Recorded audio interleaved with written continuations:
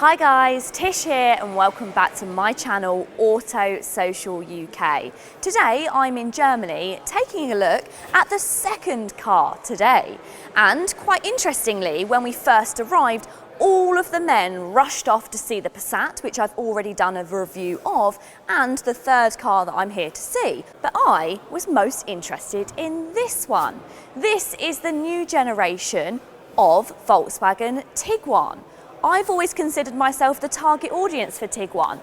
So what do I think of this all-new car on an all-new platform? I'm going to be walking you around the exterior and interior today, telling you my thoughts and feelings, and telling you everything I know so far. Well, if you want to find out, then please keep watching. And if you do like new car reviews and new car reveals like this, then this is the place to be. Go ahead and hit the subscribe button. This model, like the Passat, is built on the new advanced MQB Evo platform, which brings a whole host of improvements. One exciting update is the introduction of a new plug-in hybrid, which can go up to 60 miles on pure electric power. This means the new Tiguan is now more efficient than ever before. Additionally, the new adaptive running gear, known as DCC Pro 2, enhances both comfort and dynamics. With these enhancements, the new Tiguan is truly stepping up its game in all areas. Volkswagen will also offer the SUV with two new 48-volt mild hybrid engines. Power will range from between 130 to 272 PS. However, currently a high-performance R model has not been mentioned. So the big thing for previous owners of the previous generations of Tiguan are probably wondering what's the size difference between their cars and the new generation. Well, it's not really changed very much. There's a tiny bit of extra space above the bonnet and there's also a little bit around the back, but overall it's got the same amount of space as before, but that was never really an issue with the Tiguan. What they have concentrated on doing is focusing on the aerodynamics. This has one of the best drag coefficient figures of any SUV on the market. They've done that by slightly softening the edges, adding new physical air curtains and also slimmer roof rails. Around the front, this is probably where you're going to see the most amount of change when it comes to this new generation of car. It feels a lot more softened than the previous generation. Now, if you go for this model, which is the Elegance, has these horizontal chrome bars, but if you opt for the R-line trim, then you get a much more aggressive crisscross gloss black grille. Around the front, of course, you'll recognise that massive Volkswagen badge, which just seems to be getting bigger and bigger. And you've got the LED light bar which connects the new IQ headlights. Very interestingly, Tiguan will be the first model to get the IQ HD headlights, which I'll explain a little bit later in the video, but they're very, very clever, and this is some big tech for what is a mainstream SUV. Where previously Volkswagen products seem to be very separated from the electric ID models. But it's clear with this new generation of Tiguan, they've begun to blend together, softening the lines between the electric and the combustion models. So what about those IQ HD matrix headlights? These headlights are also shared with the larger Touareg SUV, showcasing their high quality design. They're called HD because they have high resolution, thanks to their nearly 40,000 multi-pixel LEDs.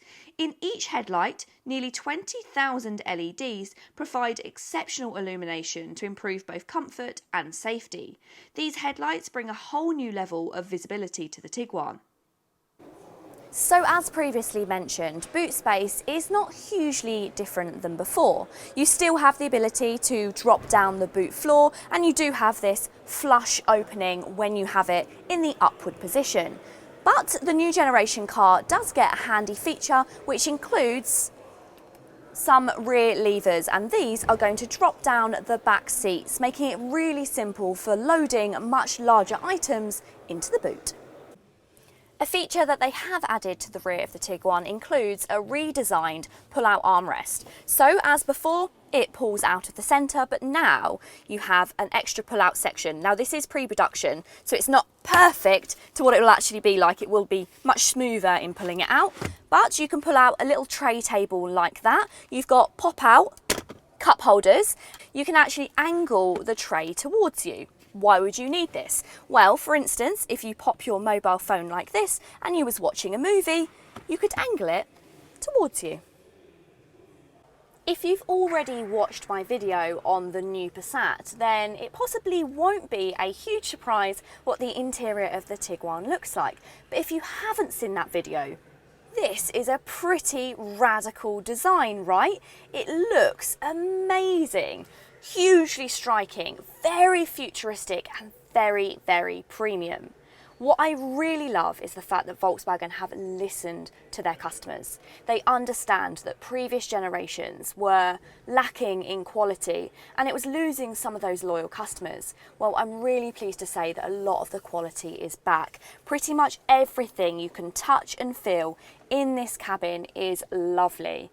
You've of course got this brand new 15-inch screen. This thing is huge. Now I'm going to level with you, and I said this on the Passat. If I was opting for one of these cars, I wouldn't be going for this screen. It's just way too big. But if you love your tech, then I think you're going to love this. You've of course got the brand new ambient lighting which runs across the whole front of the dashboard in this almost LED screen design which runs along the center console and also onto the door cards.